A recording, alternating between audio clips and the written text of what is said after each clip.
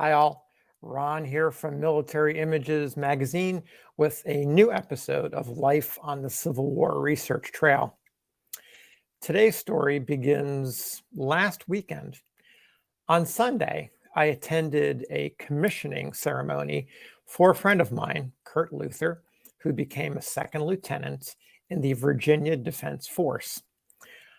I have to say, being in person at such a ceremony was really inspiring. To be there in the moment when he raised his right hand and swore the oath of allegiance was really powerful. And days later, it's still on my mind. To be there with his family, his friends, the other second lieutenants who are being commissioned, just has somehow stuck with me. And the words of the oath of allegiance really really stay with me. And it occurred to me to learn more about the oath. And so I did a little hunting around this morning just to see what I could find. And I was really taken aback by the difference in the oath of allegiance. If you were an officer, a second lieutenant in 1861 versus 1862. And so I want to read you, if you were taking the oath of allegiance in 1861, let's say, you were reading an oath that was crafted about 1830. So for 30 years or so prior to the war, this particular oath was the one that you would have read in 1861. So I'm going to substitute the name John Smith and second lieutenant in where they have the blank spaces. So here's what it says. I, John Smith, appointed a second lieutenant in the Army of the United States, do solemnly swear or affirm that I will bear true allegiance to the United States of America, and that I will serve them honestly and faithfully against all their enemies or opposers whatsoever, and observe and obey the orders of the President of the United States and the orders of the officers appointed over me, according to the rules and articles for the government of the armies of the United States. There it is.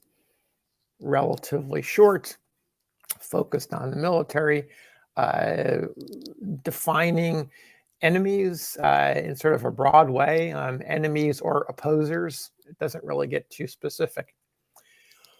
After the war begins and the rebellion happens and the country is divided and the Confederate Army and the Confederate States of America is formed, there is a new oath.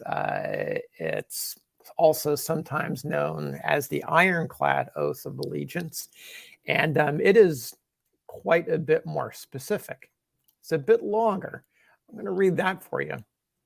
I, John Smith, do solemnly swear or affirm that I have never borne arms against the United States since I have been a citizen thereof, that I have voluntarily given no aid, countenance, counsel, or encouragement to persons engaged in armed hostility thereto, that I have neither sought nor accepted nor attempted to exercise the functions of any office whatsoever under the authority or pretended authority in hostility to the United States, that I have not yielded voluntary support to any pretended government, authority, power, or constitution within the United States, hostile or inimical thereto, and I further swear or affirm that to the best of my knowledge and ability, I will support and defend the Constitution of the United States against all enemies, foreign and domestic, that I will bear true faith and allegiance to the same,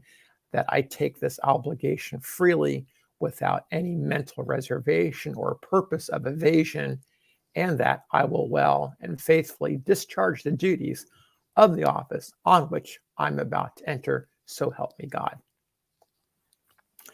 That's pretty long compared to that circa 1830 oath that officers would have read in 1861. Now, that long 1862 oath is gradually reshaped, the essential elements remain. But in 1884, it is dramatically shortened, and then it continues to be tweaked over the next 75, 80 years.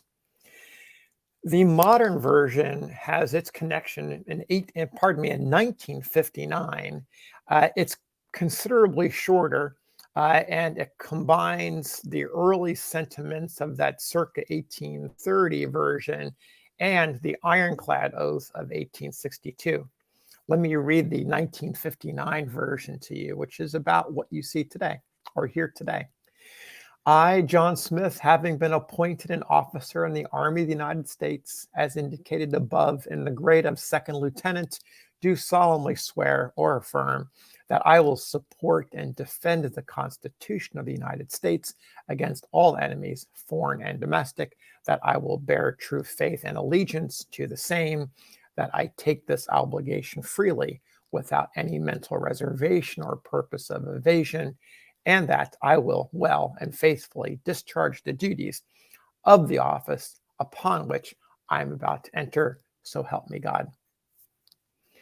So there you have it. The changing nature of the oath of allegiance over 100 and almost 200 years of our history.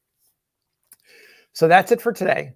Until the next episode, until the next video, happy trails.